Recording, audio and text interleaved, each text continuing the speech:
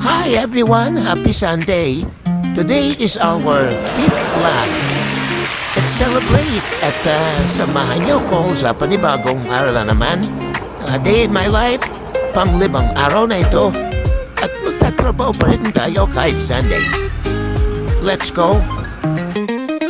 For today's video ay meron tayong appointment na naman sa dalawang branch ng CLAS. Uunahin natin itong dito sa may Bataan. Medyo malapit na sa bahay, no? Mga siguro 10-15 minutes na biyahe.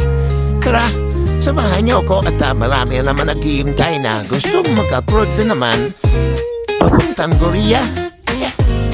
Okay, sa dabating tayo sa branch ng Bataan.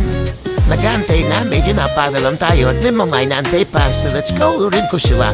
It should take mga 2 to 3 hours siguro. Tapos proceed tayo sa kabilang branch naman, Zambales. Okay? Now, at this point, tapos na ako mag-urin sa kanila sa Bataan. So, biyahe na tayo. Papasok tayo ng SCTEX Expressway at pupunta tayo ng Subic sa Zambales. Kaya tara, samahan niyo ako sa biyahe na medyo magandang panahon ngayon.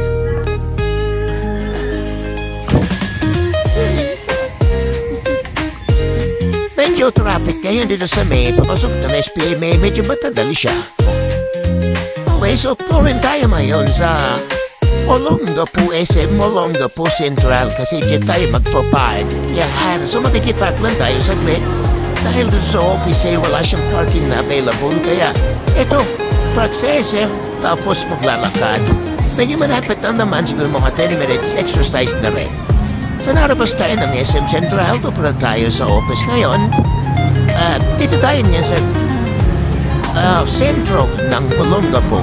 Malapit sa ulo ng hapo yung office ng CLAS. Nasa 3rd floor siya, so mahaba-haba akyatan. Okay. Ito ang aking exercise pag Sunday. Trabaho plus akyat ng mahagdanan. Sana ay pumayag na ako dito. Ayan, nakarating na tayo sa office mismo ng CLAS sa 3rd floor, room 301. Ito ang view niya. Yan, kita mo yung ulo na nga po. Yung roundabout. Ito na yung mga nag-aantay sa akin na yung orientatin dito sa Olongapo branch. Okay, natapos ako na orientation, mga magpa 5 o'clock na ano, so tara, uwi na tayo dito ng Bataan. Biyahe at hapon na para hindi abutan ng traffic. Yan. Mas maganda naman ang araw ba yun? Ay, so successful naman. At medyo pag-gastain konti. At dadaan lang tayo sa biriyan ng pasalubong para sa mga bata. Sa ulam na din. Para mayroon tayong hapunan mamaya. Okay, so sa mga nagsusubaybay, no? Isang araw na naman ang natapos sa ating vlog. Maraming salamat sa pagsubaybay at muli, suportahan nyo itong aking bagong channel na ginagawa.